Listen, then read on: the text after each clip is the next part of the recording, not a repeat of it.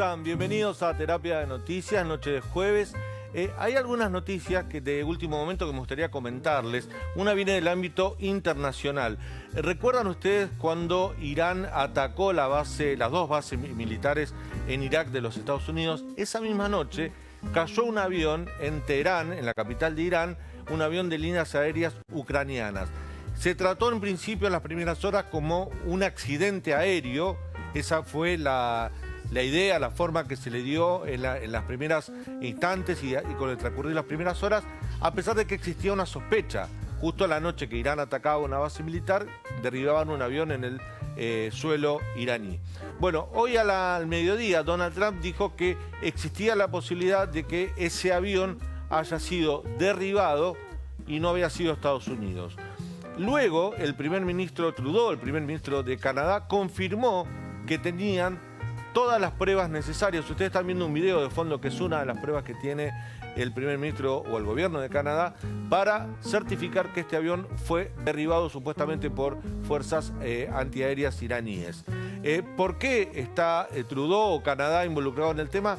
Porque en este vuelo viajaban no solo pasajeros ucranianos, sino 63 ciudadanos canadienses que perecieron, murieron en la caída, en el derribo de este avión.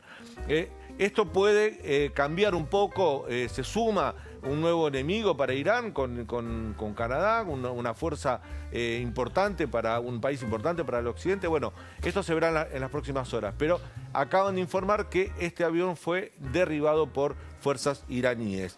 El segundo tema que salió hace horas nada más, ahora un par de horas, después con Fran Jueves lo podemos charlar y extender, es que el gobierno nacional dio a entender o anunció o está prácticamente seguro de quitarle el dinero de la coparticipación a la ciudad de Buenos Aires. Se trata ni más ni menos que de 30.000 millones de pesos. En enero del 2016, el presidente Macri había aumentado el coeficiente de coparticipación para la ciudad de Buenos Aires porque amparado básicamente en que la ciudad tenía que hacerse cargo de la policía. ¿Recuerda la Policía Federal? Bueno, ahora es policía de la ciudad de Buenos Aires y mantener toda esa estructura de la fuerza tiene un costo. Bueno, ese costo se iba a compartir entre Ciudad de Buenos Aires y Nación, pero ahora abre una especie de conflicto interno entre gobierno de la Ciudad de Buenos Aires y Presidencia de la Nación si le recortan esos 30.000 millones de pesos. Seguramente Horacio Rodríguez Larreta tendrá que negociar o sentarse a ver cómo puede destrabar esta situación con el gobierno nacional.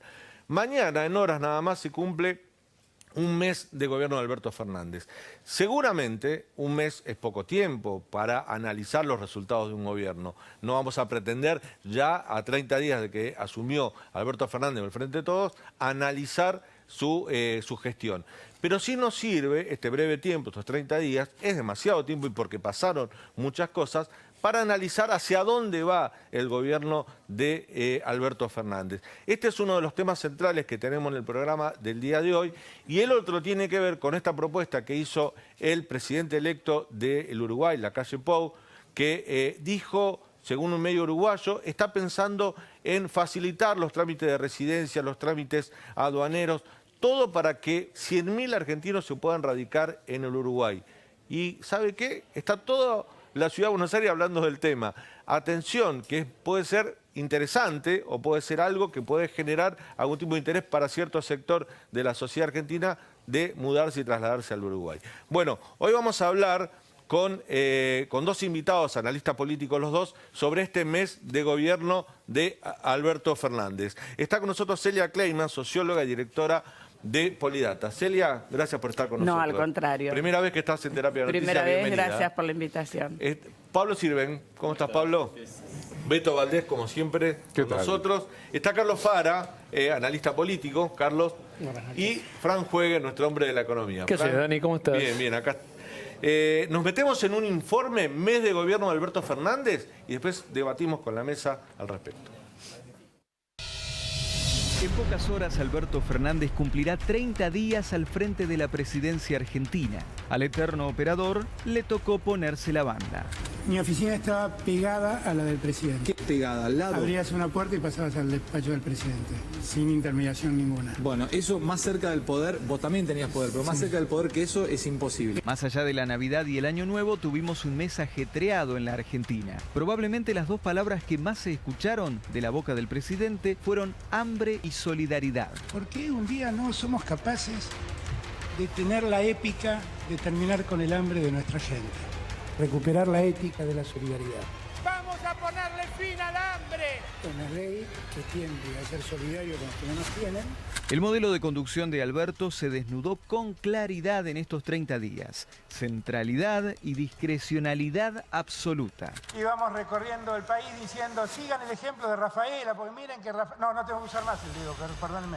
Ya sea por querer despegarse de la fuerte figura que representa a la vicepresidenta o porque forma parte de su naturaleza política, a Alberto le ha costado mucho delegar. Si hasta se ha encargado de que el Congreso le dé superpoderes para ni siquiera pasar por el poder legislativo en los próximos meses. No, el Congreso va a tener que legislar un montón, no se preocupe. Aumentos a los jubilados por decisión de Alberto. Aumentos a los privados por decisión de Alberto. Hasta se ha tomado el tiempo para ser el principal orador de su gobierno. A algunos ministros, por ejemplo, no les conocemos ni la voz. Hicieron la gran del caño en estos 30 días. Quiero que transcurra el tiempo en silencio.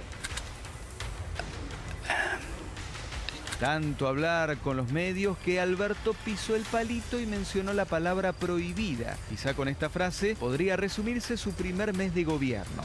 Si el concepto de ajuste quiere decir poner orden en las cuentas públicas, estamos haciendo un ajuste.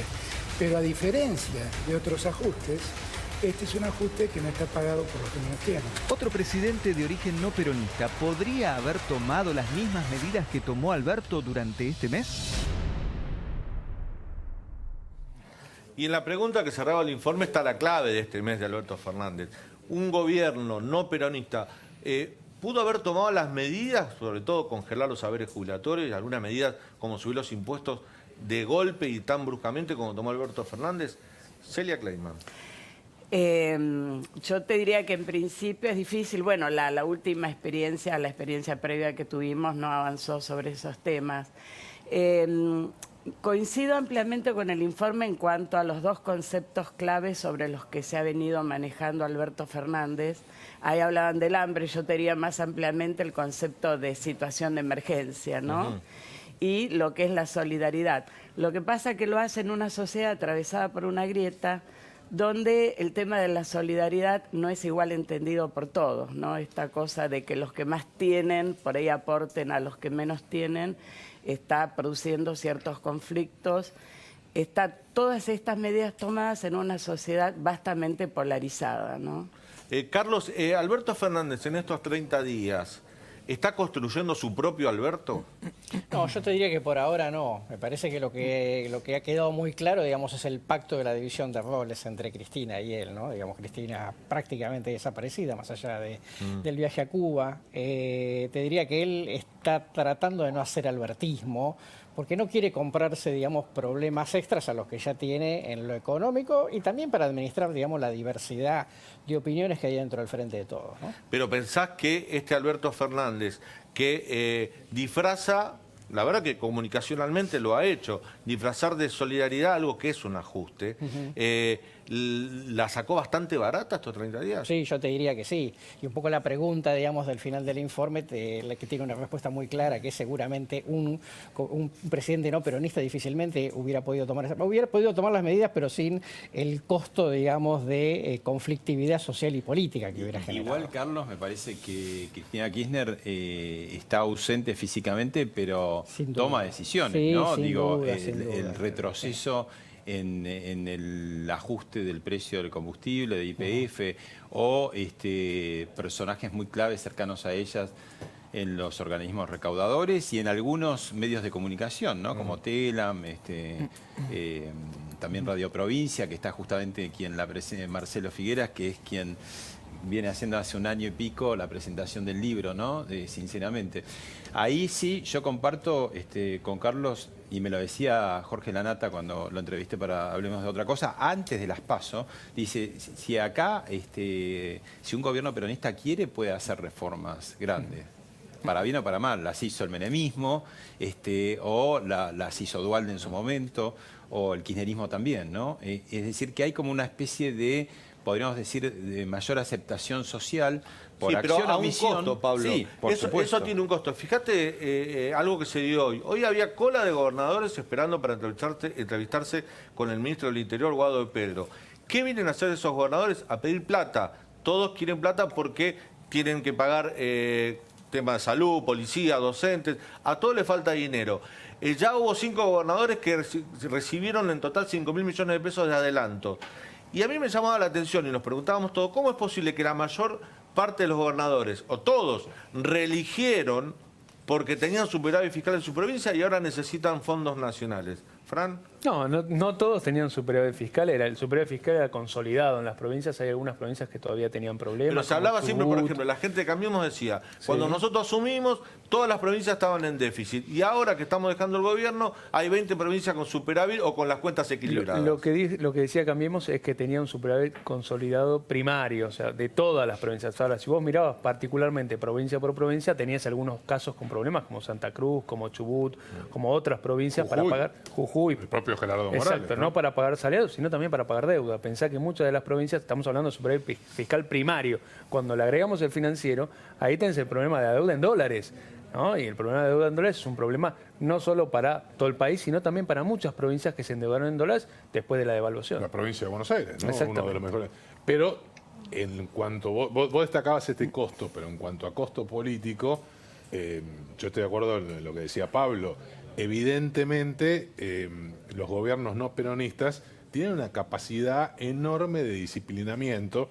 Solamente mirar el número de diputados y de senadores que aprobaron el paquete fiscal tan duro, te demuestra que, a ver, hace 6 meses hubiéramos dicho que llegaba Alberto Fernández y congelaba las jubilaciones con ovación y todo bárbaro, y era difícil de comprenderlo. Han pasado solo 30 días y, digamos, el argumento de tierra arrasada o esto no se aguanta más declinó bastante. Tarde es siempre para un lado o para el otro, ¿no? Pero digo, incluso... Es más de Kicillof. Exactamente, ¿no? Y ahora también lo que se ha demostrado es que este gobierno, que lo que funciona es el shock, ¿no? Si en algún momento estuvo en discusión el shock o el gradualismo durante el gobierno de Cambiemos, que empezó de una manera gradual, está claro que cuando vos acumulás un determinado capital político, ganás las elecciones, tenés que hacer todo de una. Exacto. Y lo tenés que hacer en los primeros 30 días. Bueno, la caja de hecho, y la discrecionalidad la lograron en estos primeros 30 días. Vos hablabas de hace unos meses atrás, ¿no? Uno tiene Cuando Cristina lo eligió Alberto. Claro, bueno, Alberto ganó en octubre, el 10 de diciembre asumió, pero uno tiene, porque el resultado de las PASO fue tan contundente que uno tiene en la cabeza que Alberto hace rato que está gobernando, ¿no? Digamos, ya es presidente desde agosto que es presidente. Pero aún así, entre agosto y octubre, Alberto decía, cuando yo sea presidente, con la plata de las LELIC le vamos a aumentar un 20% a los jubilados. Le vamos a dar los medicamentos gratis a los jubilados, respuesta a congelamiento de los saberes jubilatorios. Hablaba de, soy yo y 24 gobernadores. Está sentado arriba de la caja. La coparticipación automática que tenía Macri no está funcionando como antes, Fran. Y esto es algo que te lo dicen los gobernadores. Ahora, nadie se queja. En el gabinete no hay gobernadores, no hay representantes de los gobernadores, o muy pocos que ganaron. Nadie se queja. Ni los empresarios se quejan. Pero yo creo que el dato es lo que decía Fran. Hay una frase que comentan en Casa Rosada, digamos, en despachos muy cercanos al del jefe de Estado, que Alberto a cada uno de los ministros que le llevan algo le dice, che, mirá, tengo que hacer esto, habría que hacerlo, pero háganlo todo ya. Tenemos que hacerlo en los primeros 90 días, porque si no nos va a pasar lo de Mauricio. Claro. Tenemos que tratar de implementar. Exactamente. Y fundamentalmente todo lo difícil y todas las malas noticias, tirarlas ahora. Claro. Está ganando tiempo Alberto Fernández, ¿no? Es que me parece que está haciendo lo correcto en el sentido de que parte de la pérdida que fue experimentando Macri desde que asumió en adelante es, primero, con cierto gradualismo y con no describir la realidad como era y con todo un, digamos, un viso de optimismo que la gente luego en la realidad no lo veía, entonces eso fue decantando. Ustedes acuérdense cuando decía, bueno, esperen el segundo semestre, ya después lo peor ya pasó, el año próximo. Lo peor ya pasó, Claro, que era una frase de Macri que la dijo 4 o 5 veces en todo su periodo, ¿no? Lo peor ya pasó y después venía algo más, algo peor, claro. Era una forma de financiarse, ¿no? También de financiar el gradualismo. Si vos decís que es tierra arrasada, ¿quién te presta plata? En cambio, si la cosa no estaba tan mal y vamos a salir, bueno, conseguir un falso financiamiento, optimismo, ¿no? Un falso optimismo. Ahora, el ajuste que hizo el gobierno en estos 30 días, esto te lo dicen algunos editorialistas, lo opinan, está muy focalizado en los sectores que no votaron al gobierno. Digo, el campo es uno de ellos, los sectores, como la clase media, este dólar de este impuesto solidario, el impuesto país que te devalúa el peso en 30%, está cargado sobre los sectores medios que no votaron mayoritariamente la ciudad de Buenos Aires ahora. Ahora la ciudad de Buenos Aires con la medida esta de quitarle 30.000 millones de pesos de coparticipación.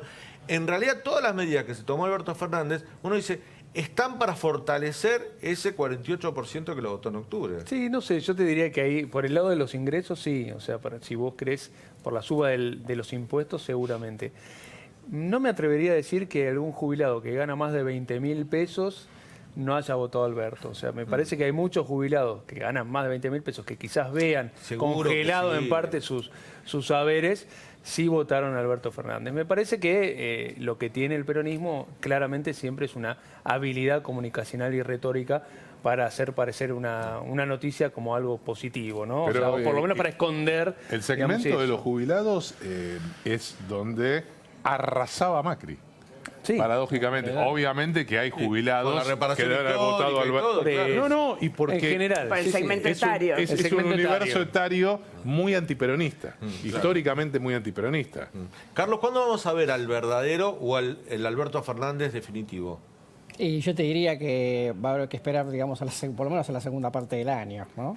Digo, porque me parece que acá, hasta que no termine, digamos, la negociación con los acreedores, todo el frente externo, digamos, que es fundamental, me parece que hasta ahí vamos a ver, digamos, seguramente una cosa como un poco más provisoria, ¿no? Y no le conviene tampoco, digo, Alberto. No, totalmente. Digo, hacer albertismo ahora, digamos, si Cristina es como un airbag. Digo, si vos la chocás también tenés un poco de esa ayuda que te puede blindar, ¿no? Porque el poder, en definitiva, los votos lo tiene Cristina. Yo no sé si le conviene empezar a hacer albertismo y separarse de la figura. De todos modos, no hay como un albertismo, como digamos, hay una sola forma de ser. Me parece que Alberto Fernández justamente lo que tiene es esa diversidad, ¿no? Es ahora mismo como el jefe de gabinete de su propio gobierno, tiene un poco, bueno, la disidencia cristinista la tiene, por supuesto, muy anestesiada, y tiene también un poco lo que se vio más fuerte en el mensaje inaugural en el Congreso, ¿no? Que él quiere tener como alguna melodía, alguna resonancia de Alfonsín, ¿no?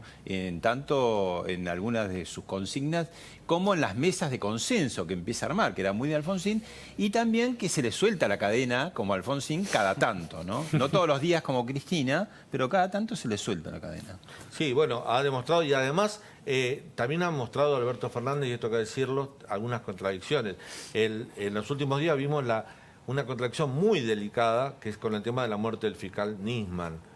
Hoy hubo novedades también sobre el tema, ahora Beto nos va a contar, pero Alberto Fernández en el 2017, cuando se graba el documental sobre la muerte del fiscal Alberto Nisman, decía no hay ninguna prueba que indique que Alberto Nisman se haya suicidado.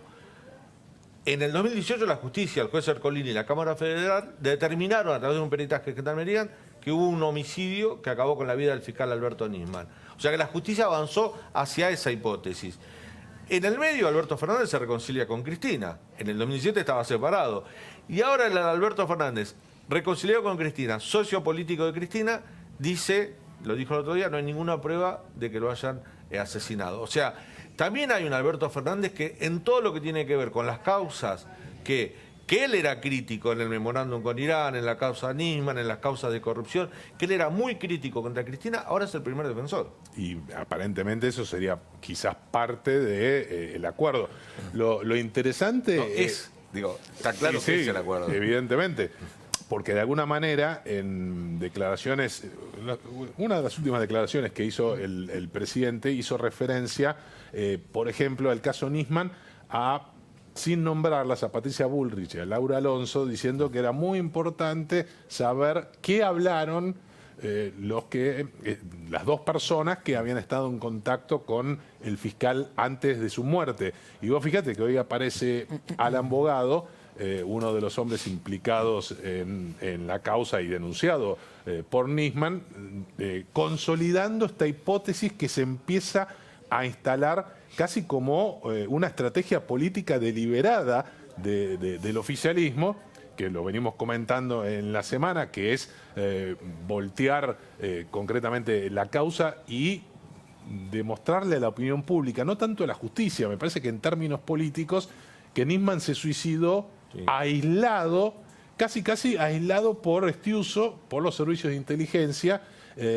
Hoy, por ejemplo, Bogado dice que él fue guionado por Fernando de Andrés. Si hubiera dicho José Torel o Pepín Rodríguez Simón, me parece un poco más creíble. No, pero estamos con dos especialistas en opinión pública, dos analistas políticos. ¿A ustedes les sorprende, digamos, que Alberto Fernández o cualquier otro político cambie de opinión así nomás, o sea incoherente durante su carrera política, o gobierne con las encuestas y de alguna manera responda a lo que su público quiere escuchar? No sé, digo... No, a ver, dos cosas. Primero, digamos que la gente siempre da por supuesto de que alguna contradicción hay, digamos, ¿no? El teorema de Baglini se aplica siempre perfectamente, eso es de ella. Ahora, tenés como dos opiniones públicas, ¿no? Una que dice, mira, mientras las cosas funcionen, digamos, Nisman más, Nisman menos, digamos. Y me parece que ese es fundamentalmente el denominador común del público que votó al Frente de Todos.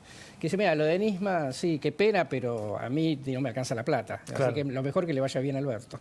Y me parece que él, desde ese punto de vista, puede como tirar de la cuerda, no es que no pagando costos políticos, digo, pero no perdiendo votos desde ese punto de vista, ¿no? La economía real. Exactamente. Sí, me parece que también es un delicado equilibrio que tiene que sostener con la vicepresidenta, porque de alguna manera él está reformulando ciertas declaraciones que hizo anteriormente. Y bueno, es un combo político también. A ver, ¿no? su poder emana, en principio, por supuesto pasó por las urnas y su poder emana de las urnas, pero antes de eso emana de Cristina, ¿no? Sí, Esto pero más allá claro. de eso igual, ¿no? Es como un combo. Él, en todo caso... Si no fuera así, igual está cogobernando o tiene una vicepresidenta. Es un acuerdo, entonces sería... Porque en realidad yo creo que al revés, el segmento que votó al kirchnerismo o al peronismo, lo veo en las redes sociales, es muy fuerte con el tema de Nisman. Es decir, no cabe, es como que Nisman fue suicidio porque cualquier otra hipótesis lleva a Cristina, que no necesariamente debiera llevar, ¿no? Claro, eso es lo sorprendente, ¿no? Digo, cuando se habla de hipótesis de homicidio, pudo haber sido asesinado por servicios sinaríes, por otras gente, pero no ojo, necesariamente involucrando al gobierno de Cristina. Pero ojo que ¿no? el kirchnerismo también trata de sacar a Irán. Si hay un vocero característico del kirchnerismo es Horacio Berbisky. Y en su portal el domingo volvió con la pista siria. Aparte, como si Siria no tuviera nada que ver con Irán. Pero al margen de eso, digo, hay una necesidad de desinvolucrar a Irán justo en este contexto, ¿no? Carlos, el tema Nisman, perdóname Pablo, el tema Nisman le quita votos a Alberto, le quita consenso social, o está definido que su votante es un tema que no lo mueve el piso. Mira, digamos, la mayor parte de la gente piensa que Nisman fue asesinado, inclusive votante del Frente de Todos. Ahora, el tema es, puesto a elegir entre la economía o Nisman, es la economía, eso sin lugar a duda. Con lo cual, digamos, él no corre riesgos y además, un poco lo que decía Celia, va a ser siempre el gran equilibrista, ¿no? Entre un poquito para acá, un poquito para allá, el comunicado, digamos, por el tema del asesinato del general iraní, digo, siempre es para estar ahí, digamos, como en una sola rueda, tratando de no caerse, ¿no? Sí, un poco lo que quería marcar era lo absurdo, digamos, que acá también en el tema Nisman se nota dramáticamente, trágicamente, la grieta también, porque es como un River y Boca. No hay gente indiferente. O Nisman se suicidó para tanto porcentaje de personas, o Nisman fue asesinado para otro porcentaje. No hay nadie que dude, digamos, ¿no? Nadie que aplique... O sea, a mí se me ocurre... Yo periodísticamente siempre uso la muerte violenta del fiscal Nisman, porque... es difícil introducir la complejidad, ¿no? Claro, no importa político. que yo tenga dudas. Digo, lo que se vio, especialmente en el documental ¿no? de 6 capítulos, tampoco podés llegar a conclusiones, ¿no? Hay tantos argumentos de un lado como del otro, pero pareciera ser que tenés que tomar un partido... No hay tercera posición. Claro. Es verdad. Y ojo, eso es muy característico de la sociedad argentina. Todo el mundo tiene posición tomada. Y es hasta socialmente decir, yo tengo dudas o la verdad que no tengo la menor idea de lo que pasó. El argentino no suele decir eso, siempre sabe de lo que se para de un lado o de otro. Déjame preguntarle a nuestros invitados, que además hablamos un poco de economía, hablamos del caso Nisman, dos temas, bueno, uno importante globalmente y el otro muy sensible. En algo que se ha intentado, y la verdad que la ha logrado diferenciarse en cuanto a las políticas que había en el gobierno de Cambiemos y las políticas del gobierno de Alberto Fernández, son las políticas de seguridad. Hay algo, la ministra Sabrina Frederick está parada en las antípodas de lo que era la política de seguridad de Patricia Bullrich, que cierto rédito social le habían dado, porque era una ministra con buena imagen, que mostraba indicadores de delito que habían bajado. ¿Cómo ves esto, Celia? Ahí nuevamente veo una grieta, porque y tomándolo de Beto no hay tercera posición. O es la mano dura y el gatillo fácil, o es... Bueno, no, en realidad hay que ver quién fue y qué le pasa, si está estigmatizado el delincuente.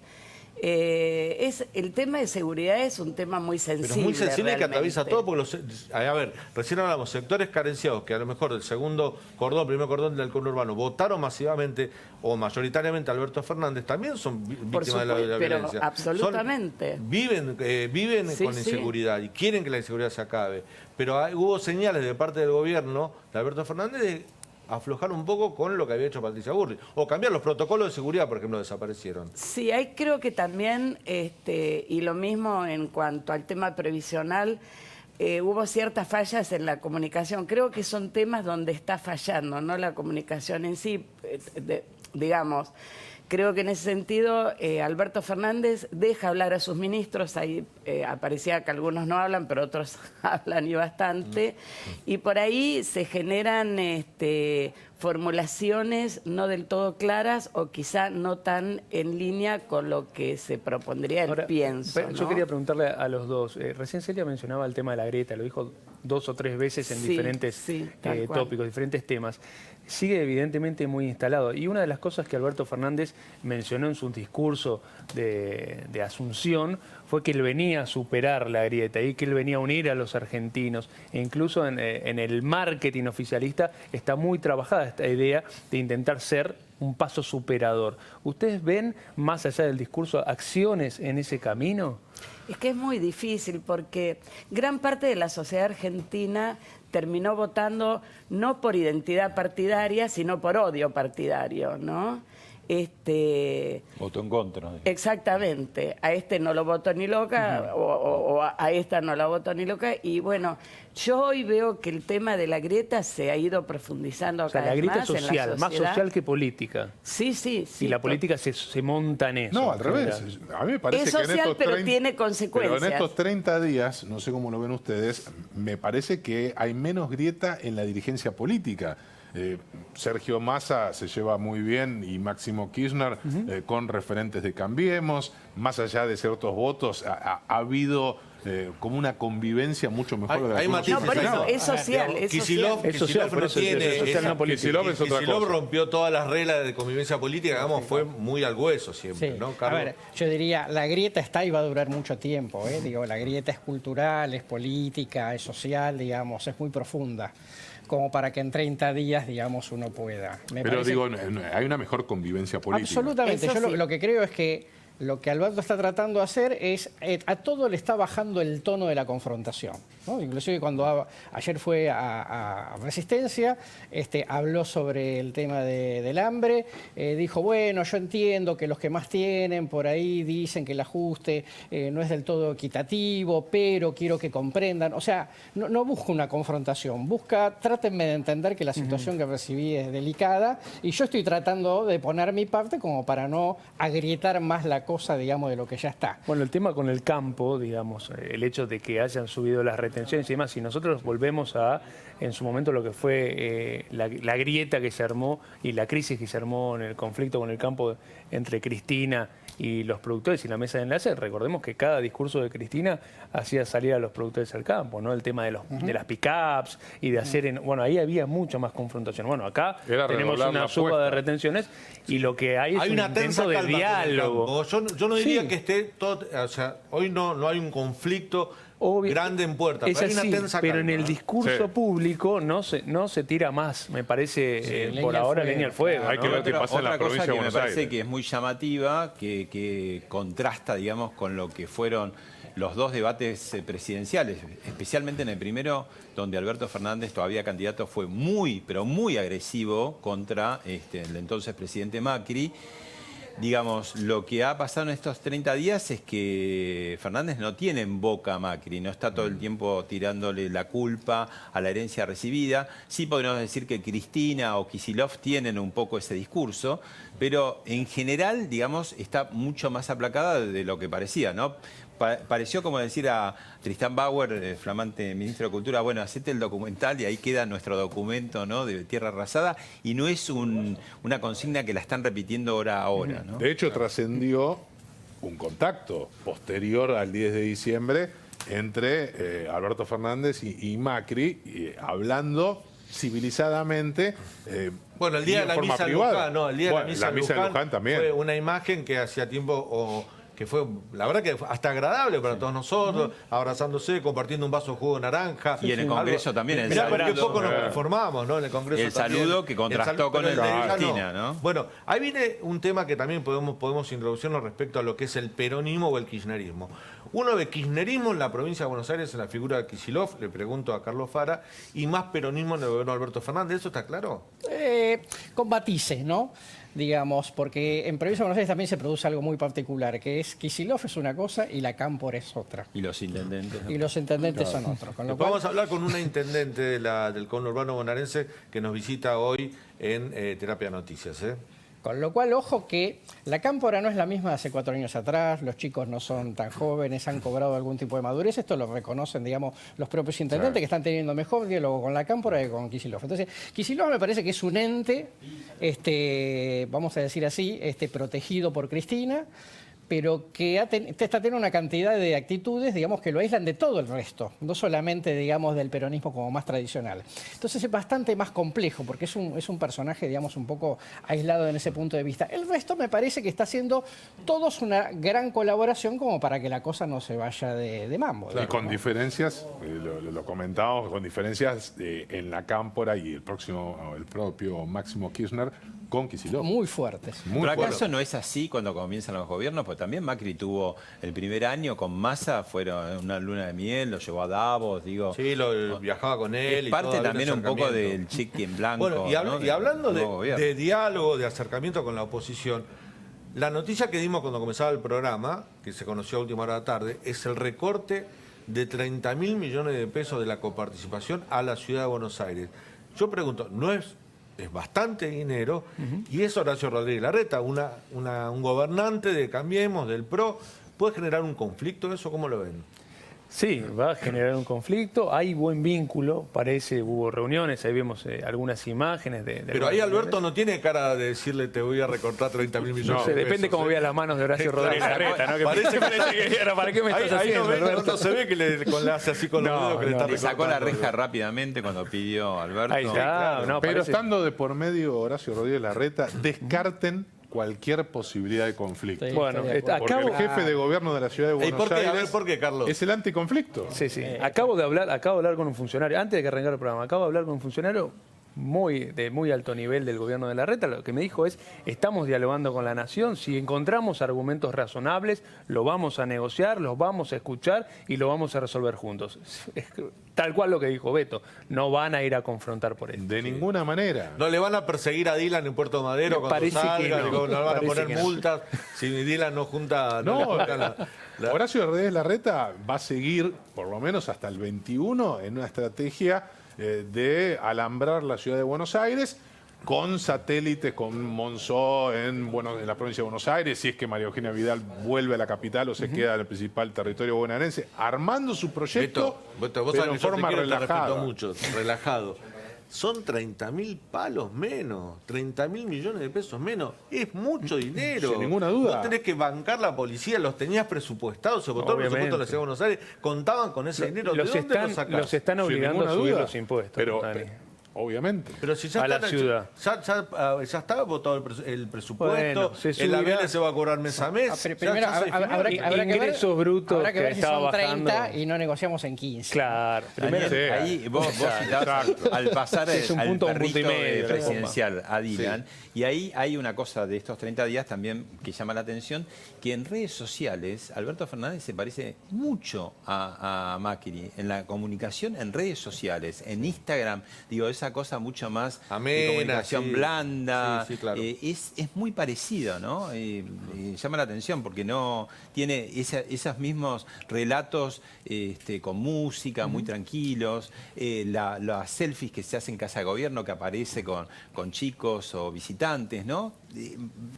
Prácticamente te diría que hay una continuidad visual y estética en redes sociales. Bueno, ya hablamos bastante del primer mes de Alberto Fernández, nos quedan unos minutos para cerrar este bloque. Y me gustaría invitar a decirle a nuestros invitados, invitarlos a hablar de la oposición. También hubo 30 días para la oposición. ¿Cómo se reacomodó la oposición, Carlos, según tu punto de vista? A ver, primero, digamos, Cambiemos va a seguir, ¿no? Con conflictos internos, con pase de facturas, sobre todo hacia Macri, hacia la figura de Macri, Sí. digamos, de parte del radicalismo, pero Cambiemos va a seguir. Es complementario frente a un peronismo unido, digamos, cualquier fantasía de separación es una locura. Eso en primer lugar. Segundo, es una oposición que está aprendiendo a convivir sin líder presente, ¿no? Que ahí, digamos, viene un poco la gran diferencia en estos días entre Macri y María Eugenia Vidal, ¿no? María Eugenia Vidal interviniendo de alguna manera, digamos, en la negociación en la provincia de Buenos Aires, un poco desde afuera, con Salvay un poco más cerca, etcétera, y un Macri que se fue. Sí. Digamos, ¿no? Con lo cual, cuando el problema que vos tenés en la política es que cuando tu tropa finalmente se las arregla solo, cuando vos querés tratar de conducirlo, te dicen, no te hagas problema porque ya me las estoy arreglando bien. ¿Okay? Claro. Y este es un gran interrogante sobre Macri, si sabe hacer política sin cargo, ¿no? Porque hasta acá con la botonera, o en la Ciudad de Buenos Aires, o en la Presidencia de la Nación, era otra cosa. Tenía poder. Celia, sí, ¿Macri es líder indiscutido de la oposición?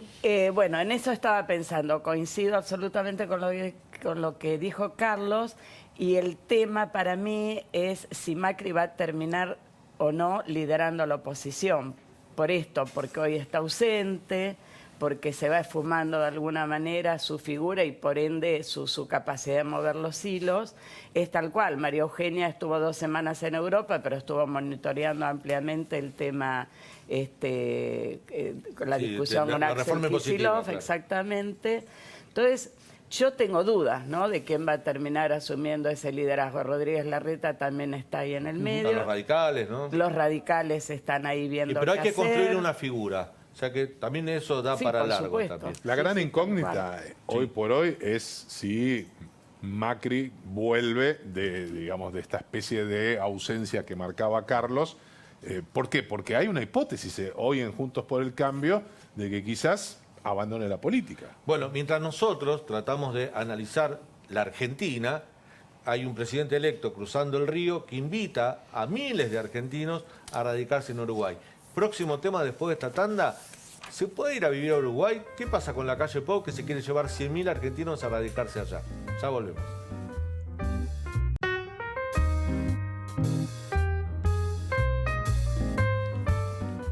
Bueno, el presidente electo del Uruguay, Luis Lacalle Pou, sorprendió a todos porque tiene en sus planes de gobierno generar, acelerar todos los trámites, tener toda una política migratoria para que 100.000 argentinos se radiquen en el Uruguay.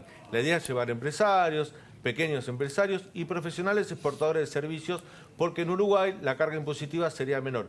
Hay muchas ideas que tiene el gobierno, pero lo esencial es que quiere que 100.000 argentinos dejen este país y se radiquen en Uruguay. ¿Y vos te vas? Parece. Y hay algunos ¿no? que están copiando las costumbres. Dicen, está con la camisa celeste también, ¿eh? Yo puse la camisa celeste. Y hay algunos celeste, claro. Muy bien. Copiemos las costumbres porque está interesante. Serví uno, vos. Yo, por las dudas, estoy en esto. Vemos el informe y nos metemos de lleno en esto. Uruguay tiene una divina oportunidad para erradicar familias. el Uruguay, que siempre ha sido un país de brazos abiertos. Parece ser que Uruguay tiene mucho más para ofrecer que su verano esteño repleto de glamour y celebridades. El flamante presidente Luis Lacalle Pou busca atraer la atención de 100.000 argentinos. El objetivo, aprovechar nuestro interés para radicarnos en el país oriental. Mientras que en el sector privado el anuncio fue bien recibido por inversores, lo cierto es que no hay un plan específico de imán de argentinos. El presidente busca a través de una serie de beneficios migratorios y fiscales la radicación de extranjeros del otro lado del charco. Allí tenemos proyectos para flexibilizar la residencia legal y la residencia fiscal. Allí vamos a trabajar fuertemente y después también flexibilizar alguna norma bancocentralista que ustedes saben, los inversores, los promotores de la construcción acá les habrán comentado, que dificulta mucho el ingreso de capital. Además, una medida reciente reduce el monto patrimonial exigido y una normativa del Banco Central sobre movimiento de capitales. El sucesor de Tabaré Vázquez busca atraer inversiones por medio de condiciones favorables para apostar a Uruguay y la generación de nuevos puestos de trabajo. Mientras operadores locales buscan aprovechar la situación política argentina para vender servicios a inversores de ese país, los ejecutivos que están instalados en Uruguay advierten que no hay grandes expectativas de una ola migratoria extraordinaria. ¿Podrá el país vecino convertirse en un lugar de llegada para inmigrantes de todo el mundo? ¿Cuántos realmente se animarán a cruzar definitivamente el Río de la Plata?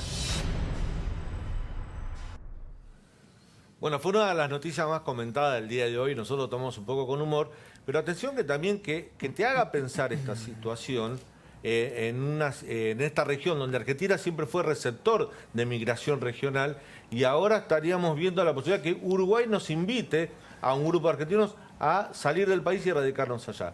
Carlos, ¿cómo viste esto? Bueno, primero el chiste, ¿no? Digo, claro. Tenemos muchos más uruguayos que 100.000. Nosotros tenemos, claro. Carlos me decía fuera de aire, es interesante, ¿por qué no vuelven los uruguayos que están radicados acá? Pero me da la impresión de que están buscando otro perfil de gente. ¿No? A ver, un par de detalles que me parecen interesantes. El primero es que Lacalle Pou gana entre otras cosas, con una agenda de bajar presión impositiva, digamos, ¿no? Y me parece que, digamos, que esto también forma parte del juego. Digamos, acá estamos teniendo un ajuste impositivo. Me parece que, del otro lado, el tema ese, digamos, creo que puede jugar importante. La segunda cuestión es una economía que viene estancada, digamos, ¿no? Que viene con inversión, digamos, estancada. Argentina, desde ese punto de vista, seguramente está esperando 100.000 que dinamicen, ¿no? No solamente con dinero, sino también con emprendimiento la economía uruguaya.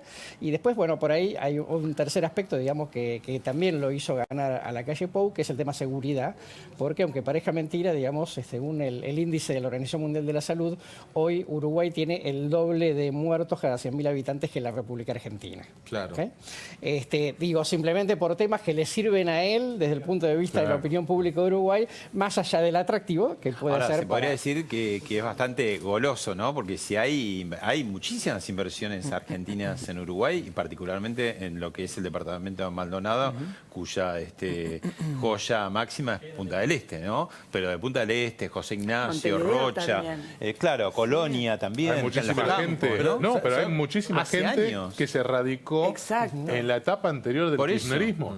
Vos fíjate, hablaban de Colonia rurales a partir de productores rurales desde ya. Hablábamos de Colonia. Todos los restaurantes, todos, del casco histórico son de argentinos. Ese es el mejor ejemplo de hace muchísimos años. Fíjate esto, hoy hablamos de empresarios, pymes que se puedan radicar en Uruguay, pero hoy la charla era basada en que muchos profesionales que exportan servicios, que cobran los honorarios en dólares, se lo depositan, le pagan $1 a 59 y no le conviene. Y hoy decían, yo en Uruguay puedo trabajar, tener domicilio fiscal en Uruguay y recibo los dólares enteros. Es una posibilidad esa. Por supuesto, yo no recuerdo la cifra, pero salió hoy publicada la cantidad de dólares de gente argentina que están en bancos de Uruguay. Ya ha sucedido esto, ¿no? Luego hubo una crisis que fueron todos los argentinos a retirarlo, intermitentemente vuelve. Pero hay sectores que tienen propiedades, como vos decías, en Punta del Este, pero también han ido comprando mucho en Montevideo. El desarrollo inmobiliario de Montevideo es terrible, fuerte, en la zona de Positos. En la zona de Positos, Punta Carretas, toda esa zona fue sobre la base no solo de porteños, de muchos rosarinos, de gente vinculada al campo, de Córdoba. Hay constructores cordobeses. De hecho, el presidente electo, Luis Lacalle Pou, hace este anuncio en un congreso de real estate que hay toda una movida que apunta precisamente a eso y donde hay muchísimos argentinos, y no solo invirtiendo en Punta Lo que del pasa es Este. que Lacalle Pou me parece que está ahí trabajando también sobre, digamos, el votante que no ganó las elecciones, ¿no? Y que además gran parte de esa porción de votantes justamente veranea en Punta del Este, le gusta, ¿no? Entonces creo que está trabajando con eso. Es decir, le vamos a allanar, pero guarda que no es tan fácil, porque digamos... pero van a facilitar, Claro, pero de vos tenés que residencia tener y una aduanero. cantidad de días y de semanas realmente transcurridas en el país. No es que vos vas y trasladás todos tus bienes Tenés que allá. estar más de 6 meses viviendo en que estar, Uruguay, ¿viste? teniendo residencia fiscal Ahora, allá. legalmente, ¿cómo es? Digo, si vos sos un profesional y fijás residencia en Uruguay, ¿ya a la FIP argentina no le pagás nada? No. Vos por los bienes que tenés en el exterior en la Argentina pagás. No es lo mismo en Uruguay. Si sos uruguayo, vivís más de 6 meses ahí, tenés residencia fiscal No, en si Uruguay. estás viviendo... Si sos uruguayo, no, pero si tenés estás residencia uruguaya, claro, ahí zafás, digamos, de pagar por los bienes que tenés en el exterior. Si sos argentino, tenés que pagar por tu... Tenés que sacar la residencia e instalarte en Uruguay. Exacto. Y de esa manera... Bueno, eso es lo que busca Lacalle Pou, por lo que Claro, digo, ¿no? exactamente. Facilitar esos trámites. No, porque hay mucho vivo que ahora con el tema de lo de bienes personales dicen, bueno, ¿cómo hago? cambio domicilio fiscal en Uruguay. Me quedo acá. Y Mercedes Marcó del Ponte va a decir, vení. Vení, sos argentino. Claro. Mira, tanto es el interés de los argentinos y tanta la viveza del presidente uruguayo en esta agenda, digamos, de atraer inversiones. Ayer, a las 6 de la tarde en Pedragosa Sierra, ahí en Punta del Este, estuvo La calle César de los Litwin, restaurantes. en la calle de los restaurantes, en Punta del Este, estuvo César Litwin, tributarista muy importante, dando una charla para argentinos, supongo obviamente que están veraneando así, sobre reforma tributaria, bienes personales, ganancias y moratoria. Me imagino que habrá estado llena. Multitudes. Me imagino que habrá estado. No hablé con César para preguntarle, pero evidentemente la agenda, tema impositivo para los argentinos que tienen poder adquisitivo y que veranean en Punta del Este, es un tema importante, lo están aprovechando allí y obviamente es parte de la agenda de un presidente De hecho, de centro derecha que viene a bajar la presión Están impositiva. abriendo un montón de colegios, o sea, evidentemente en los últimos años ya, antes que lo diga Lacalle Pou, ya muchos se trasladaron, porque digo, esto te lo marca la pauta de los colegios que se Sí, abren. pero de hecho, mira, Paraguay y Bolivia, que han tenido economías que han crecido mucho y bien en los últimos años, también tienen una oferta de residencia en cuanto a trámites, en cuanto a facilitar la radicación de brasileros, argentinos en esos países, pero no es seductor para los argentinos, tanto Paraguay y Bolivia como lo es Uruguay. Claro.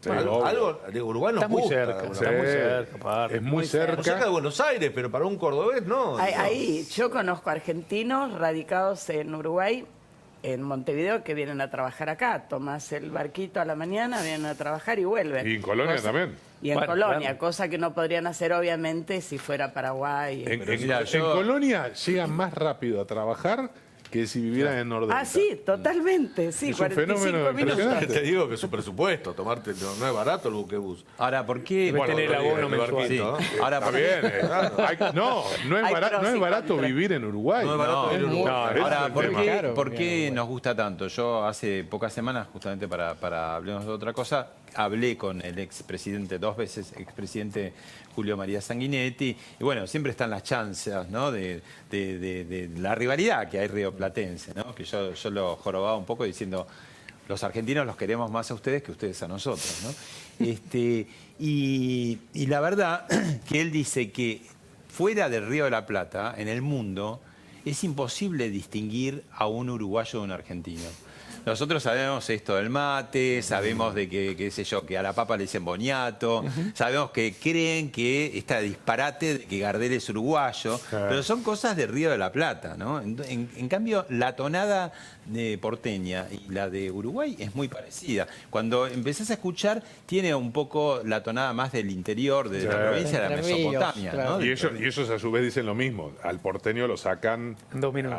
en 2 segundos. Pero claro. Sanguinetti dice, sí, fastidia un poco, digamos, la altanería, la cosa pedante, soberbia que puede tener el porteño, que podemos reconocer.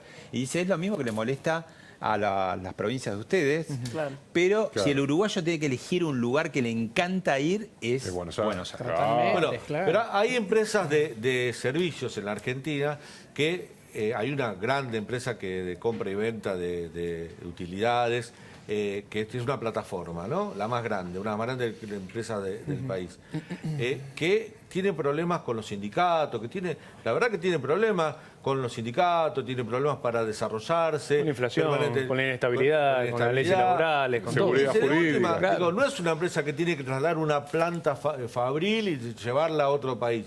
Es trasladar una plataforma, radicarla cruzando el charco. O sea, digo, hay que tener cuidado con esas cosas. El gobierno tiene que estar atento a esto, porque tampoco es bueno para la economía argentina que se te vayan pymes que están funcionando en la Argentina a Uruguay. No es fácil instalarte desde el punto de vista de las reglamentaciones y del peso del gremio. El de los gremialismo gremios. es muy pesado. El gremialismo es combativo, Uruguay. es de izquierda.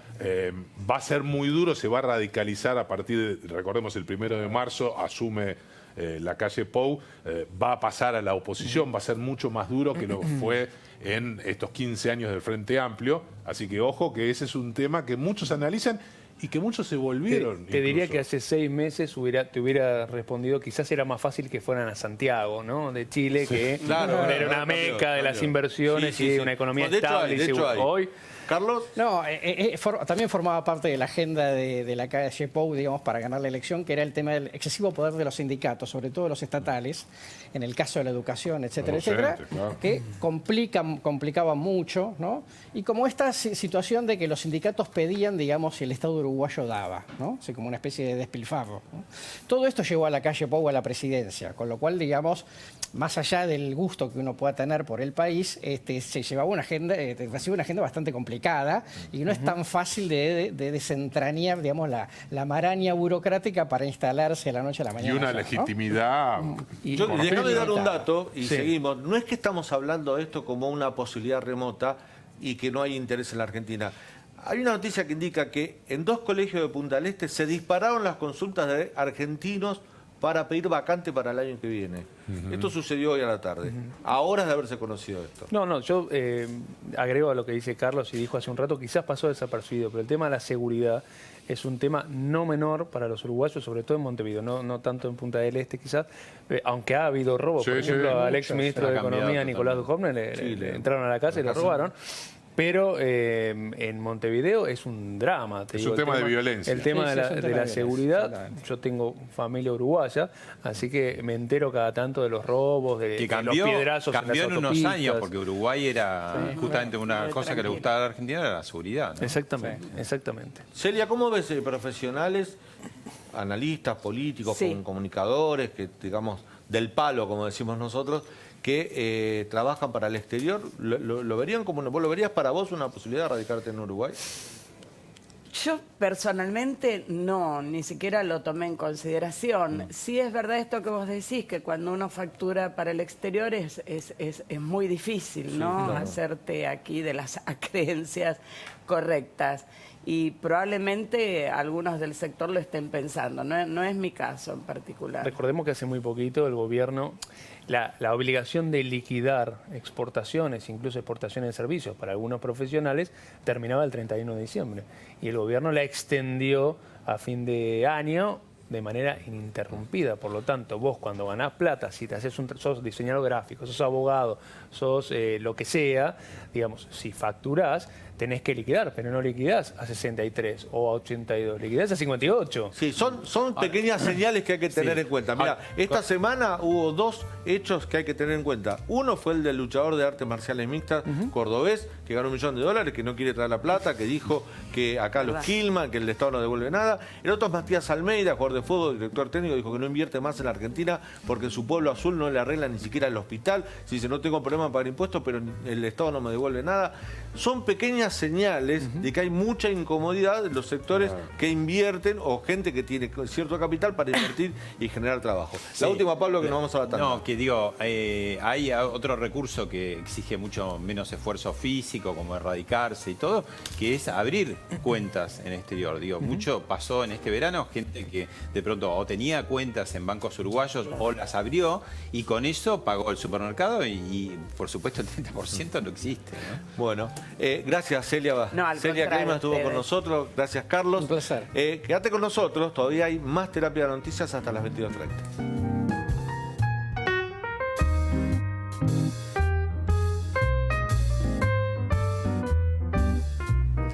Desde que yo soy chico que se habla de los varones del conurbano bonaerense. Siempre se habla de los intendentes que administran el conurbano y por largos periodos se quedó establecido como una figura. Son los varones del conurbano bonaerense. Sin embargo, en uno de esos municipios, en Moreno, segundo cordón del conurbano, en esta última elección ganó una mujer joven, una mujer feminista, y que viene, digamos, no de una estructura partidaria, sino de los movimientos sociales.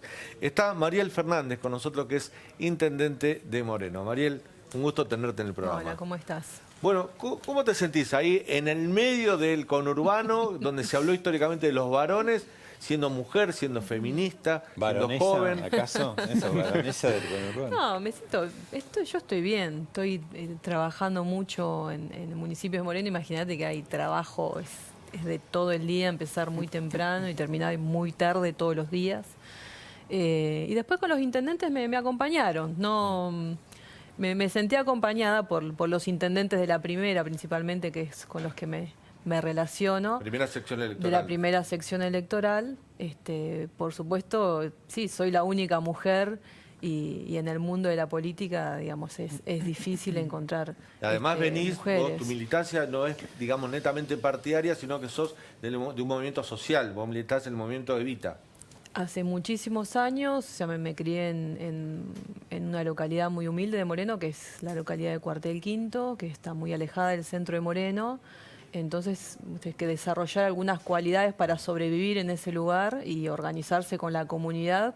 Lo que el Estado no te da, lo tenés que organizar. Pues necesitas garantizar educación, cultura, alimentación. Entonces, tenés un nivel de organización que no sos como barrio y como construcción comunitaria. También decimos en un momento que queríamos participar también en política, o sabíamos que no íbamos a solucionar en el barrio lo que nos estaba pasando. Y ahí me sumo, después de hacer distintos caminos, termino en el movimiento Evita, ya hace muchísimos años.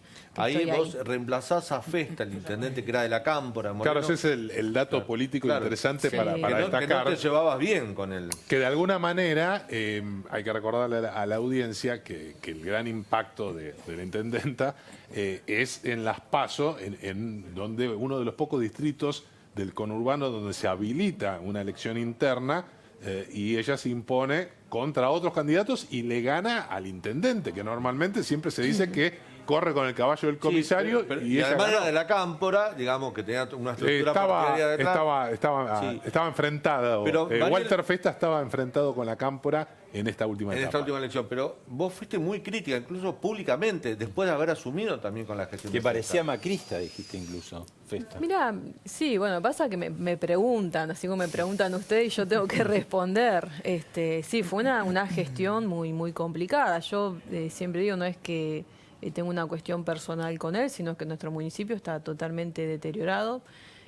Por supuesto que hay cosas que vienen de años, pero realmente los últimos años de su gestión fue totalmente un desastre. Bueno, hicimos muchos esfuerzos para que pudiera haber paso en Moreno, en un municipio tan peronista, tener solamente una propuesta peronista y corríamos riesgo de perder nuestro municipio. Y bueno, éramos 7 listas, fue una barbaridad. Y además, hasta un candidato de Moyano hubo. Había distintos candidatos, bueno, siempre todos tienen algún padrino. Sergio Massa tuvo uno. Sí, bueno, Sergio Massa, Mario Ishi, bueno, Festa era el intendente. Bueno, había distintos, la Cámpora tenía otra propuesta también. Sí. Pero bueno, ¿viste? Cuando ya decide el vecino y la vecina ya toma una decisión, y a pesar de que la política por ahí es muy machista, es un lugar muy de hombres, la comunidad prefería una mujer, le generaba más confianza una intendenta mujer, y bueno, y fue eso lo que ganó, y por supuesto el esfuerzo nuestro de, imagínate que yo no contaba, nuestro espacio no contaba con los recursos que manejaba ni el intendente, ni el recurso que manejaba el candidato de masa, y bueno, ni los demás, o sea, fue también nuestra historia de trabajo de muchísimos años. Y el tema de caminar, hablar, estar ¿Qué es lo que está más en emergencia, Moreno? ¿Cuáles son los faltantes, las falencias que son de muchos años, no solamente hay de Festa, muchas, ¿no? hay un problema estructural muy grande. Por ejemplo, se han caído un montón de caminos del transporte público, hay varios barrios que quedaron aislados. Ya le presenté a Catopodis, que es el ministro de Infraestructura de la Nación, tuve una propuesta hay que hacer caminos nuevos, hay que hacer como 600 calles en Moreno como para más o menos estar, porque no quedó nada. Tenemos un problema con las escuelas, porque la población creció muchísimo, tenemos unos 2.500 niños y niñas que no van a tener vacante para empezar la escuela primaria. Tenemos 5.000 chicos que tienen que empezar el jardín de infantes y no van a tener vacantes. O sea, hay problemas graves. También, más allá de que por ahí no hemos tenido suerte con las gestiones municipales, también lo cierto es que la propuesta de coparticipación genera desigualdad. O sea, nosotros tenemos un municipio de 600.000 habitantes y no se corresponde lo que llega con nuestra realidad en un distrito que tiene una extensión enorme. ¿Crees que puede mejorar con Kicillof ahora eso? Y ahí es una discusión de redistribución que es una ley que hay que modificar, hay que discutir con los intendentes. Es un tema complicado, pero yo digo, el Estado te tiene que garantizar derechos, no te puede generar desigualdad. Y eso es lo que está pasando. Tenemos municipios que son ricos y municipios que son muy pobres, como es el caso de Moreno. Entonces hay cosas que hay que discutir. Ahí la variable principal siempre es por las camas de hospital. Y es muy loco, es como decirte, cuanto más enfermos tenés, más plata te vamos a dar. En Moreno creo que hay 4 camas por cada 1.000 habitantes, ¿esa es la ecuación? Una cama cada 1.400 habitantes. Claro, es una locura. Y te digo, si bien nosotros necesitamos tener otro hospital, yo no quiero entrar en la locura de tener hospitales y hospitales para tener más coparticipación. Si me preguntás, yo quiero más espacios deportivos, más programas para trabajar en la prevención toda la temática que tiene que ver con adicciones y narcotráfico en el distrito. Quiero más establecimientos educativos, quiero otras cosas, no quiero más hospitales. Trabajar Mariel, la prevención de la salud. Vos tenés una tragedia en tu familia, lamentablemente tu papá murió víctima de un hecho de inseguridad cuando vos eras muy chica. Y ahora vos sos intendente. ¿Cómo ves la política de seguridad para Moreno? Que sabemos que hay muchos hechos de inseguridad y hay un reclamo, incluso de los sectores más acariciados por tener más seguridad. Mira, ahí hay un tema que tiene que ver con el equipamiento a la policía, y el personal policial es muy escaso, y tenemos un problema con los móviles, porque imagínate que las calles están tan rotas que hay 40 cuadrículas de recorrido de patrulleros y tenemos menos de 20 patrulleros. O sea, hay 20 cuadrículas que no se hacen. No está el equipamiento que se necesita, pero también yo confío mucho en las políticas que tienen que ver con la organización de la comunidad, porque eso también te garantiza que haya menos delincuencia. Cuando vos garantizás derechos, cuando hay un proyecto de país también que desarrolla su industria y te propone trabajo. Yo que vengo de un sector muy humilde, te puedo decir fehacientemente que es así. Cuando el país está mejor, la delincuencia se reduce, es así. Mariela, acá me cuenta un televidente ahí de la zona que hay una campa en La Viviana. ¿Cómo sigue eso? ¿Cómo lo monitorean ustedes de la Intendencia? Bueno, eso hay una denuncia en la justicia. Nosotros que estamos tratando de hablar con la población de Moreno. Bueno, primero contarte que fue intencional, porque fueron los últimos días de gestión del intendente anterior. Se generaron varias tomas en Moreno, o sea, con información de los predios municipales, es la realidad. Lo que pasa es que hay lugares que son estratégicos para nosotros, porque ese lugar tendría que ser el corredor sanitario, donde si vamos a tener la suerte de tener otro hospital, ese es el lugar. Entonces no se puede armar un asentamiento en esa zona, porque es un espacio común, digamos, para un beneficio de la comunidad. Moreno, de todas formas, tiene muchas tierras. Yo estoy trabajando con el Instituto de Tierras Municipal para hacer una planificación sobre todas las tierras, porque hay tierra ociosa, hay tierra donde también se puede hacer loteo popular, hay tierra para el sector privado para seguir desarrollando proyectos urbanísticos. Tenemos 27 kilómetros de autopista, podría haber hoteles en la autopista también, o sea, hay mucho por planificar. Lo que pasa es que nunca Moreno se hizo como un plan estratégico del desarrollo y no creció, pero nosotros tenemos muchas condiciones. Mira, estamos a media hora de la ciudad, tenemos uno de los espejos de agua más grandes de la provincia de Buenos Aires, que es el dique Rollero, tenemos 1000 hectáreas de parque natural, que es hermoso, y nadie sabe. Bueno, vos decís que esos acampes son políticos, ¿quién los impulsa? Mirá, hay una mezcla, hay necesidad, pero bueno, si vos fomentás en un lugar que hay necesidad una toma, ahí sí se va a desarrollar. ¿Qué fueron allegados a Festa? Y no sabemos, está investigando la justicia. No te quiero decir de más porque En se está términos, investigando. en términos políticos, como militante del movimiento Evita, antes de ser intendente, ¿quién es tu referente desde ese punto de vista? ¿Es el Chino Navarro, Emilio Pérsico? Bueno, los que estamos en el movimiento Evita sabemos que nuestro referente es Emilio Pérsico. Por supuesto que hay una mesa. Porque ahí hay una diferencia, hay una internita Mirá, ahí. ¿Entre el Chino Navarro y Pérsico? No, somos un movimiento donde hay distintos perfiles. O sea, tenés una militante como yo que viene de un barrio humilde y tenés otras militantes feministas que vienen de la universidad, y es un movimiento que es muy grande, que está compuesto por distintos sectores sociales, mayoritariamente por supuesto, de comunidades muy, muy humildes, pero es un conjunto de personas que buscan la justicia social. Y hay distintos perfiles, sí, por supuesto que el Chino Navarro siempre tuvo un perfil más político. Sí, si vos lo ves a Emilio y lo ves al lado del Chino Navarro, y si no, son Mariel, bastante distintos. Vos sos feminista, sí. Intendente de un partido del conurbano. ¿Qué políticas feministas se te ocurren para Moreno, por ejemplo? ¿Cuáles son las que vas a impulsar? Tener una intendenta mujer. Bueno, ya está, ya lograste eso. Tengo un gabinete donde la mayoría son mujeres. La presidenta del Consejo Deliberante es una mujer. La presidenta del Consejo Escolar también una mujer.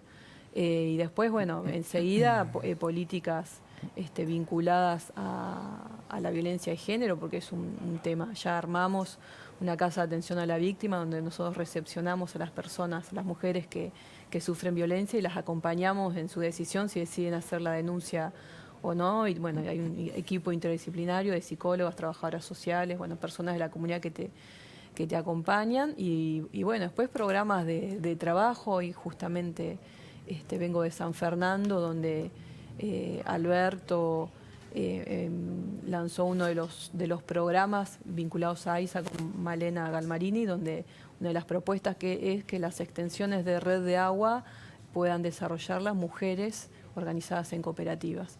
Así que todas las propuestas que tengan que ver con el trabajo, pero y después principalmente hay un problema muy grande con los femicidios y la violencia, la verdad que es terrible. Entonces estoy yendo a todos. Hoy fui a ver a Estela Díaz, que hoy asumía como ministra de la Mujer de la provincia. También fui al lanzamiento de la ministra Eli Gómez, que va a estar representándonos en Nación, porque realmente para mí son muy importantes todas las políticas con respecto al género, pero también de las mujeres en el poder. Porque si no, parece que las mujeres nos tenemos que encargar de la violencia, pero bueno, también hace poco vimos garantizar derechos es tener una intendenta mujer, y garantizar nuestra participación. Sí. Había una foto de Alberto Fernández hablando sobre una concertación social. Vilma Ibarra tuiteó la foto porque no había ninguna mujer, eran todos hombres. Vas a la CGT, también ves un montón de dirigentes gremiales que son representativos. Digo, no hay mujeres en el poder. Es tremendo, y vos sabés cómo cambia la mirada. O sea, Moreno, por ejemplo, en este momento necesitaba una intendenta mujer. Yo te puedo asegurar que la mirada de construcción en comunidad ¿Cuál que es tenemos... Contá un poco cuál es la diferencia de la mirada. Primero tenés más empatía con el dolor ajeno. Las mujeres han desarrollado, por el rol que nos dio la sociedad de cuidado en el hogar, del cuidado de los chicos en la casa, de organizar las tareas del hogar, pero también en un momento la economía hizo que también tengamos que salir a trabajar a la calle, pero no dejamos de hacer lo del hogar. O sea, hacemos una batería de cosas. Cuando hay crisis, nos hacemos cargo de la crisis, nos hacemos cargo de los comedores en los barrios, nos hacemos cargo de la educación. Y eso te va desarrollando una capacidad de trabajo, de hacer un montón de cosas a la vez. Y yo, Moreno, necesitaba eso. Después la construcción en comunidad. Yo me reivindico como feminista, pero siempre digo, yo soy de un feminismo comunitario, que es el que yo desarrollé en mi barrio, que son las mujeres que frente a la crisis se organizaron y fueron solidarias entre ellas y crearon instituciones que dan respuestas concretas y que sirven y que aportan. Y eso es o sea que habría otro feminismo. Hay distintos feminismos, sí. Hay, por lo general hay una tendencia a querer homogeneizar el feminismo y no es todo igual. Yo no me identifico con todos los feminismos. Hay un feminismo que pareciera que es más europeo y por ahí poco tiene que ver con nuestra cultura, que también está, quizás está en las grandes urbes, existe ese feminismo, pero yo, como provengo de una comunidad que es humilde, digo, yo me desarrollé en un feminismo que es comunitario y que es más indigenista, aunque sea una media gringa, es indigenista, es lo que existe en los lugares donde vos tenés una comunidad donde hay muchas personas que viven del interior del país. ¿Qué opinas de Milagro, perdón, ¿qué opinas de Milagro Sala? Milagro Sala me parece que es una mujer que tuvo una vida durísima, por ahí siempre se la juzga en sus formas, pero hay que comprender la vida dura que tuvo Milagro Sala, es terrible, fue huérfana, adoptada, discriminada, y me parece que ella buscó en sus formas la justicia social para su comunidad, y más allá de las críticas que se le puedan hacer, vos lo ves. O sea, pero cometió delitos.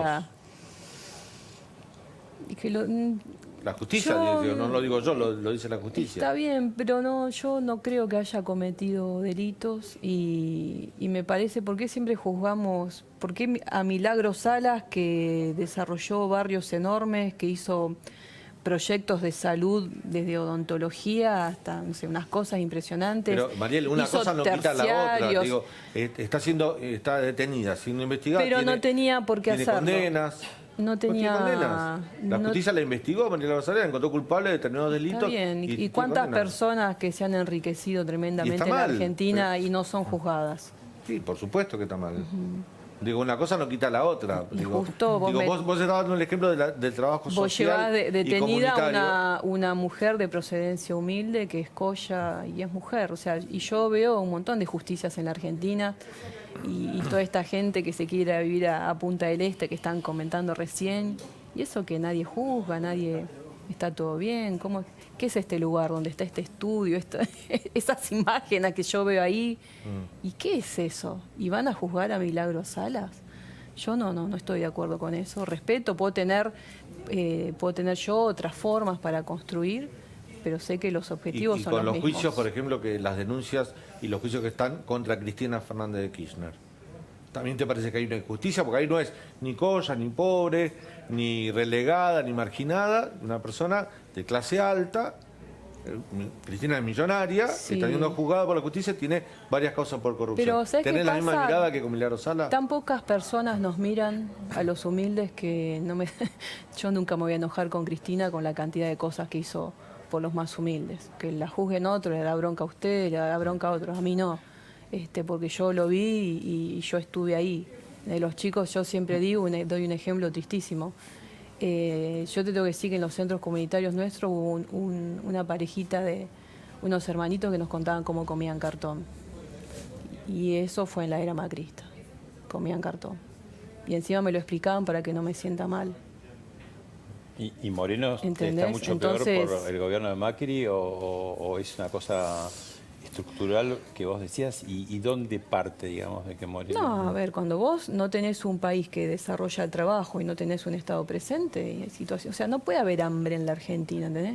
No, es inmoral, Obvio. no puede haber hambre en la Argentina. Pero es estructural, no Mariel.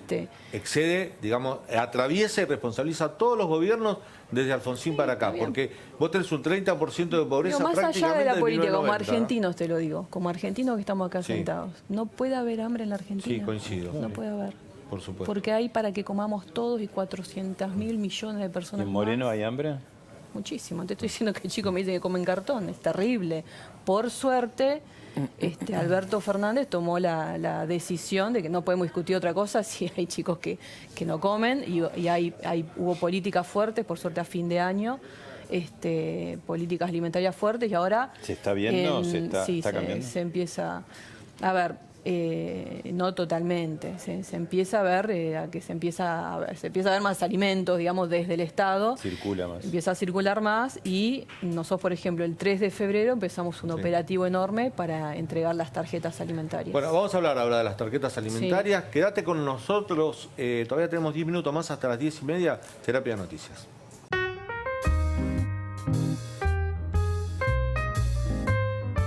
Último bloque de Terapia de Noticias, estamos hablando con Mariel Fernández, intendenta de Moreno. Mariel, recién hablabas de las tarjetas alimentarias. Para a cierto sector de la política hubiese sido mejor incrementar la asignación universal por hijo, que está bancarizada, que es un derecho, y no otorgar ese dinero con tarjeta alimentaria porque eso vuelve a favorecer el clientelismo político. ¿Cómo lo ves vos que estás en el terreno?